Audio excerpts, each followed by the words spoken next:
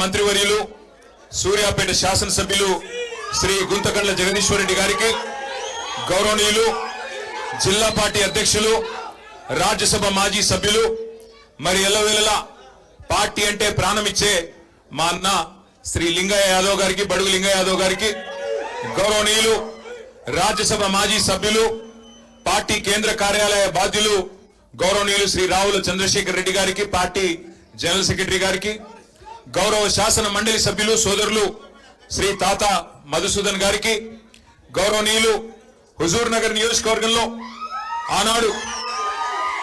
ఆనాడు మనం గెలిపించిన ఒక అనామకుడు ఎమ్మెల్యేగా అయిన తర్వాత పార్టీని కష్టాలలో వదిలిపెట్టిపోయినా అక్కడ మరి ఒక పెద్ద మనిషిగా సమన్వయకర్తగా సమర్థవంతంగా బాధ్యతలు నిర్వహిస్తున్న శ్రీ ఒంటెద్దు నరసింహారెడ్డి గారికి, తమ్ముడు శ్రీ రాకేష్ రెడ్డి గారికి, ఏనుగుల రాకేష్ రెడ్డి గారు మొన్ననే గ్రాడ్యుయేట్ ఎమ్మెల్సీ ఎన్నికల్లో పోటీ చేస్తున్నారు, స్వల్ప తేడాతో ఓడిపోయిన తమ్ముడు రాకేష్ రెడ్డి గారికి, అట్లాగే వేదిక పైన ఉన్న శ్రీ పల్లె రవికుమార్ గౌడ్ గారు, మల్లికార్జున రెడ్డి గారు, సోదరులు వెంకటేశ్వర రెడ్డి గారు, సోదరుడు ఉపేందర్ గారు, సోదరుడు గెల్లు శ్రీనివాస్ యాదవ్ గారు, సర్దార్ రవీందర్ సింగ్ గారు, అట్లాగే మార్పెత్తి శ్రీనివాస్ గౌడ్ గారు, మరి అందరినీ హుజూర్ నగర్ లో ఈ రోజు వెంట పెట్టుకుని ఇంత ఎండాకాలంలో కూడా ఇంత పెద్ద ఎత్తున ముందుకొచ్చిన తమ్ముడు శ్రీ పిల్లుట్ల రఘు గారికి, అట్లాగే వారితో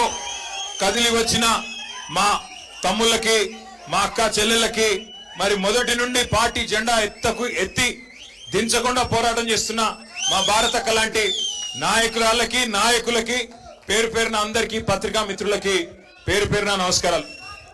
చాలా సంతోషంగా ఉంది మీరు ఇంత దూరం రావడం, అట్లాగే ఇంత బ్రహ్మాండంగా మరి పోరాట స్ఫూర్తితో దుర్మార్గ కాంగ్రెస్ ప్రభుత్వాన్ని, ఆ ప్రభుత్వంలో పనిచేస్తున్న మంత్రులు, ముఖ్యమంత్రిని మేము ఎదుర్కొంటాం, మీరు మాకు అండగా నిలబడండి అంటూ మీరు ఇక్కడ పోరాట స్ఫూర్తిని ఏదైతే ప్రదర్శిస్తున్నారో ముందుగా శిరస్సు వంచి మీకు నా అభినందనలు తెలియజేస్తా ఉన్నా.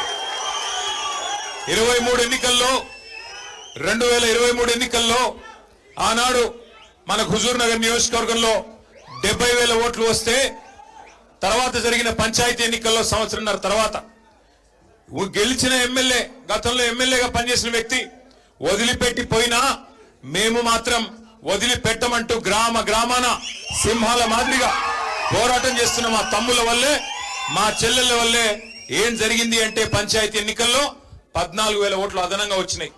70,000కు 84,000 అంటే మన బలం మరింత పెరిగింది తప్ప తగ్గలేదు.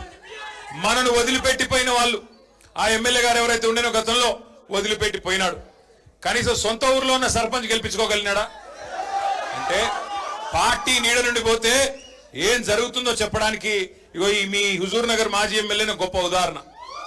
ఈరోజు ఒక అనామకుడుగానే వచ్చినాడు, రేపు అనామకుడుగానే మిగిలిపోతాడు తప్ప ఏమీ అయ్యేది లేదు. ఒకటి మాత్రం పక్కా, రేపు సరిగ్గా ఏప్రిల్ 27, 2026 మనం పెద్దలు కేసీఆర్ గారి నాయకత్వంలో ఆనాడు 2001వ సంవత్సరంలో 25-26 కిందట జలదృశ్యంలో కొండా లక్ష్మణ్ బాపూజీ గారు, పెద్దలు స్వర్గీయ మాజీ మంత్రివర్యులు వారు ఆశ్రయమిస్తే జలదృశ్యంలో ఆనాడు ఎగిరింది గులాబీ జెండా. 25 ఏళ్ల కింద రేపటితో 25 వసంతాలు పూర్తి చేసుకొని 26వ సంవత్సరంలో అడుగు పెట్టబోతా ఉంది గులాబీ జెండా. భారతదేశంలో ఏ పార్టీకి లేని విశిష్టత మన పార్టీకి మాత్రమే ఉంది.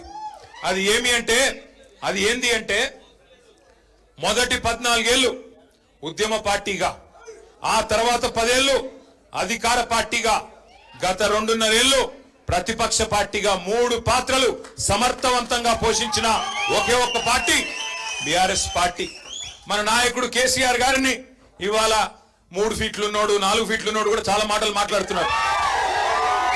నోటికి ఎంత వస్తే అంత, ఎందుకంటే వాళ్ళు పాపం ఐడెంటిటీ క్రైసిస్ లో ఉన్నారు. ఎవరైతే ఇవాళ కేసీఆర్ గారిని దూషించి ఏదో 4 మాటలు కేసీఆర్ గారిని పైశాచిక ఆనందం పొందే ముఖ్యమంత్రి ఉన్నాడో పాపం ఆయనకు ఐడెంటిటీ క్రైసిస్ ఉన్నది. ఐడెంటిటీ క్రైసిస్ అంటే ఆంగ్లం ఎక్కువైపోయింది. ఐడెంటిటీ క్రైసిస్ అంటే తెలుగులో చెప్తే ఆయన ఎవడు దేక్తలేడు, ఎవడు గుర్తుపడతలేడు. నిన్నటికి నిన్న ఎక్కడో నిన్న ఇక్కడ శంషాబాద్ దగ్గర ఏదో రిబ్బన్ కటింగ్ ప్రోగ్రామ్ పోయిండు. మనం తెచ్చిన నేను చెప్తా తొందరపడక, నా చెవులో మీరు ఎర్రకపోతే చాలు. మనం తెచ్చిన కంపెనీ మన టీ హబ్ లో పుట్టిన కంపెనీ అది. ఆ టీ హబ్ లో పుట్టిన కంపెనీ పెద్దగా అయింది, పెద్దగా అంతరిక్షంలోకి రాకెట్లు పంపుతున్నది. ఇక రిబ్బన్ కట్ చేయవా రేవంత్ రెడ్డి అని నేను పిలిచినారు. మనం గట్టినవన్నీ కడితే ఆయన పోయి రిబ్బన్ కట్ చేస్తున్నాడు, అంతే కదా, ఏముంది చేసింది ఇప్పటిదాకా. పిలిచినారు, పోయినాడు. సరే పోయినాడు, ఏదో పోజులు కొడుతూ అక్కడ నిలబడి ఇట్లా అట్లా పోజులు కొడుతున్నాడు. ఆఖరికి అక్కడ పిలిచే యాంకర్ అమ్మ ఉంటది కదా, ఆ అమ్మాయి ముఖ్యమంత్రి గారు అని చెప్పి శ్రీధర్ బాబు పేరు చెప్పింది తప్ప ఈయన మాత్రం గుర్తుపట్టండి. ఇది మొదటిసారి కాదు, చివరిసారి అంతకంటే కాదు. 2.5 ఏళ్ళు అయిపోయింది. యాంకర్లు గుర్తుపెట్టుకోవట్లేదు, యాక్టర్లు గుర్తుపెట్టుకోవట్లేదు, ఎవడు గుర్తుపెట్టుకోవట్లేదు ఆయన పేరు. ప్రజలైతే ఆయన పేరు తీస్తేనే బూతుల వర్షం కురిపిస్తున్నారు. నేను చెప్పట్లా ఇది, మీరు కావాలంటే ఆ యూట్యూబ్ లో సోషల్ మీడియాలో చూడొచ్చు. ఎవరన్నా పోయి ఆయన ఎవరు ఉండే ఆయన పేరేంది అనగానే హెచ్చి ఆయన పేరు చెప్పకు, ముఖం తిప్పుకుంటున్నారు. చివరికి హుజూర్ నగర్ పాత నల్లగొండ జిల్లాలో 12 సీట్లుంటే ఆగురా అయ్యా చెప్పని, పాత నల్లగొండ జిల్లాలో 12 సీట్లుంటే 12ట్లో 11కి కాంగ్రెస్ ఎమ్మెల్యేలు గెలిపించినారు ఉమ్మడి నల్లగొండ ప్రజలు. సరే కారణాలు ఏమైనప్పటికీ జరిగింది జరిగిపోయింది. కొంత మన తప్పు ఉండొచ్చు, కొంత మన ఎమ్మెల్యేలు గతంలో పోటీ చేసిన వాళ్ళ చిన్న లోటుపాట్లు ఉండొచ్చు, పొరపాట్లు ఉండొచ్చు, చిన్న మరి అసంతృప్తులు అక్కడ ఇక్కడ ఉండొచ్చు. నేను కాదనట్లేదు, మేము కూడా మనుషులమే, ఆడినో ఎన్నో తప్పు చేసే ఉంటాం. అందుకే ప్రజలు ఆ తీర్పిచ్చారు, అందులో వేరే అనుమానం లేదు.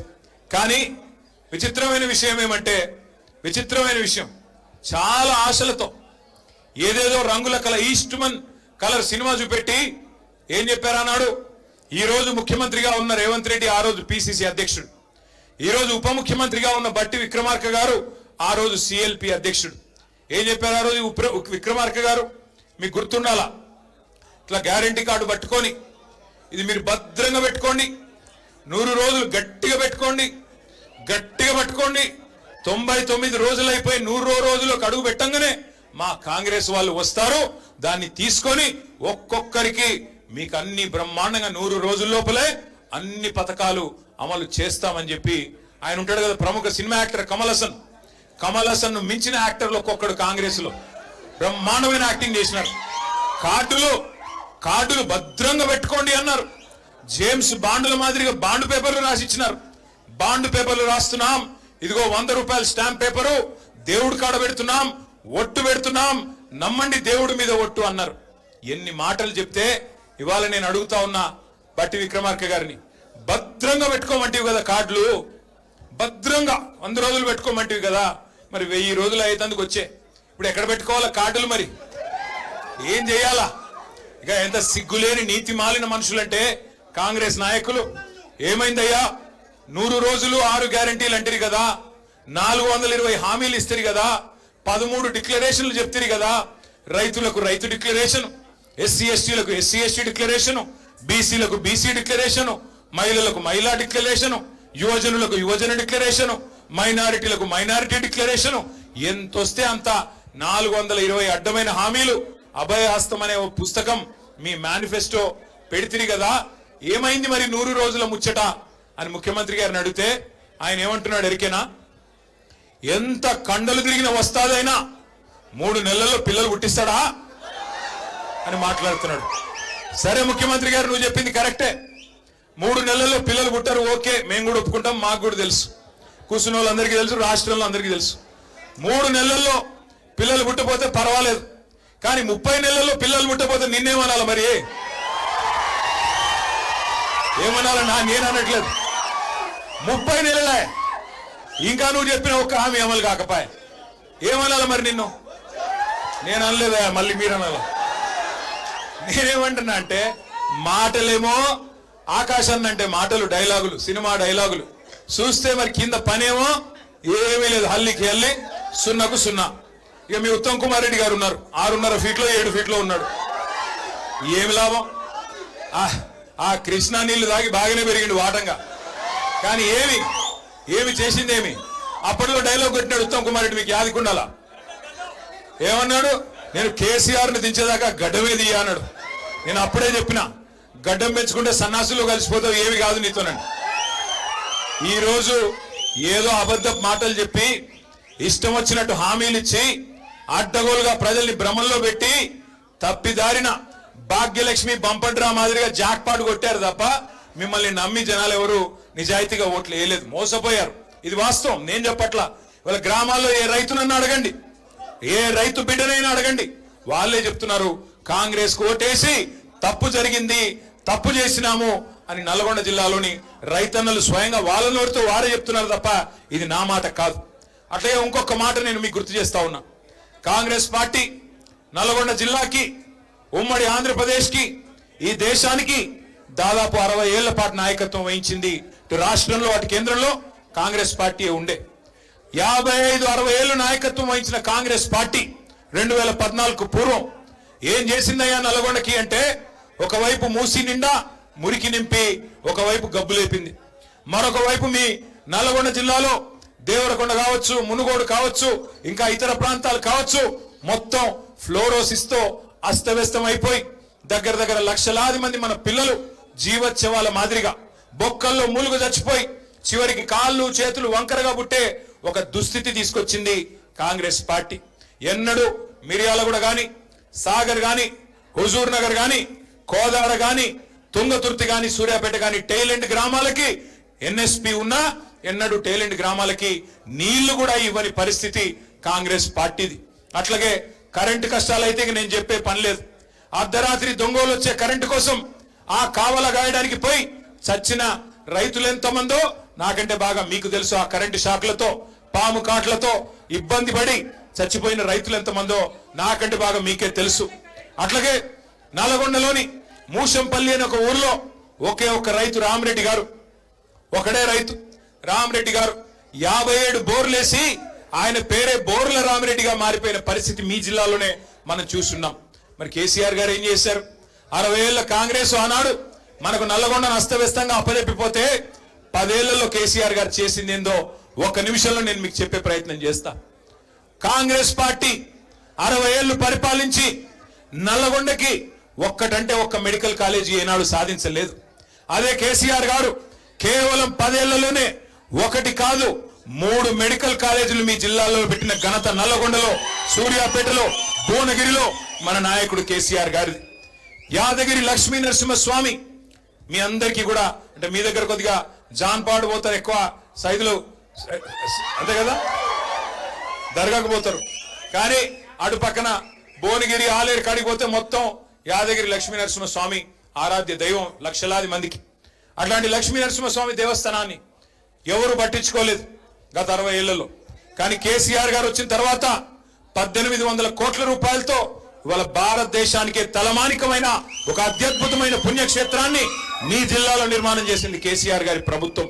అట్లాగే మీ పక్కనే ఉండే మిర్యాలగూడ నియోజకవర్గంలో ఒక గోదావరికి మాత్రమే పరిమితమైన విద్యుత్ ఉత్పత్తి కేంద్రాలని నల్లగొండ జిల్లాకు తేవడమే కాకుండా జగదీష్ రెడ్డి గారి నేతృత్వంలో దామరచెర్లలో భారతదేశంలోనే అతి పెద్దదైన ultra mega power project plant దాదాపు 35,000 కోట్ల రూపాయలతో ఏర్పాటు చేసింది కేసీఆర్ గారి ప్రభుత్వం.